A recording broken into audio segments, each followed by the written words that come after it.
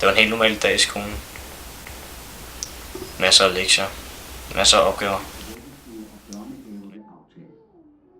Fødselstallet er siden midten af 60'erne faldet drastisk og er nu det laveste i de 200 år, vi har haft folketælling. En følge er, at Danmarks folketal er begyndt at tage.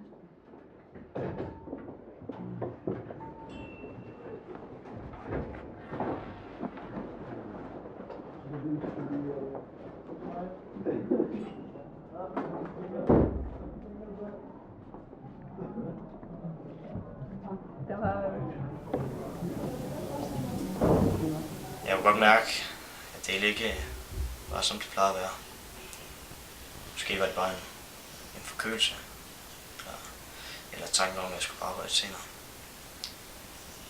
Jeg kunne mærke sådan en dumpen. Jeg blev bare ved og ved.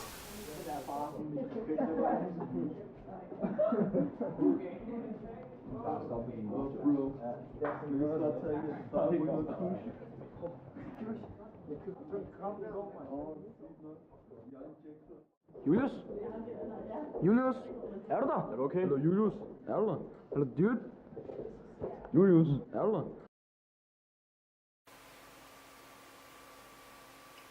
Det sidste jeg husker, det var hvordan alting blev sort.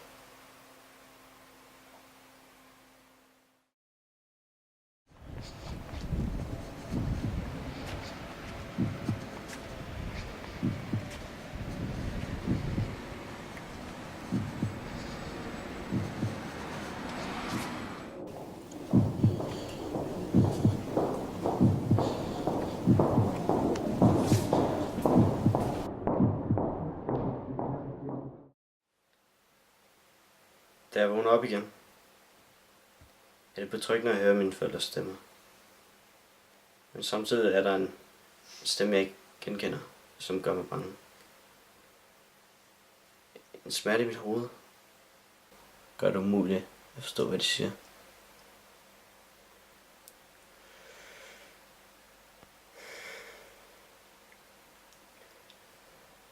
Og da jeg hører min mor græde, går det op for mig, at der er noget helt galt.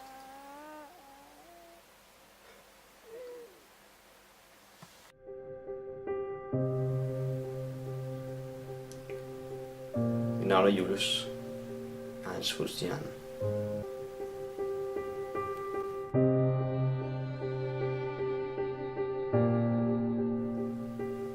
Mine venner er en stor hjælp, og de holder mit humør oppe, selvom det kan være svært.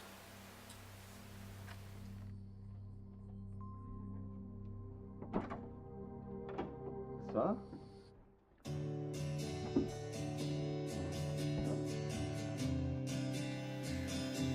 Medicin gør mig sløv, så jeg har ikke så meget overskud. Men deres energi holder mig oppe.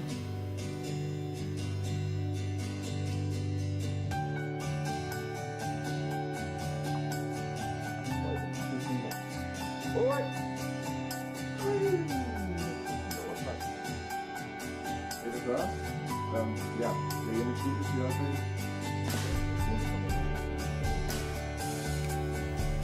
Tiden flyver afsted. Jeg kan mærke, hvordan medicin gør mig søvn.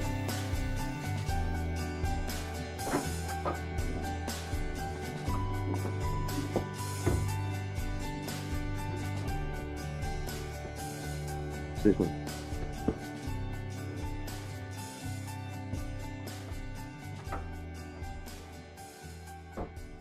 Så er det dagen inden operationen. Jeg glæder mig mest af alt til at komme hjem igen. Så er det også min lille søsters fødselsdag i morgen. Jeg glæder mig til at se en smil, når hun kommer og besøger mig efter operationen i morgen.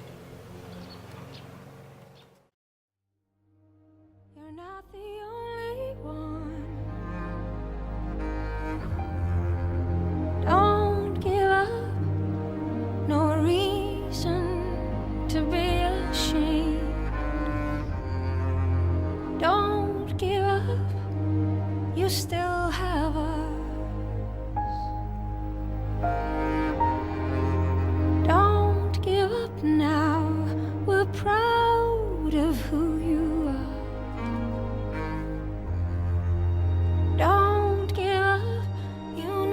it's never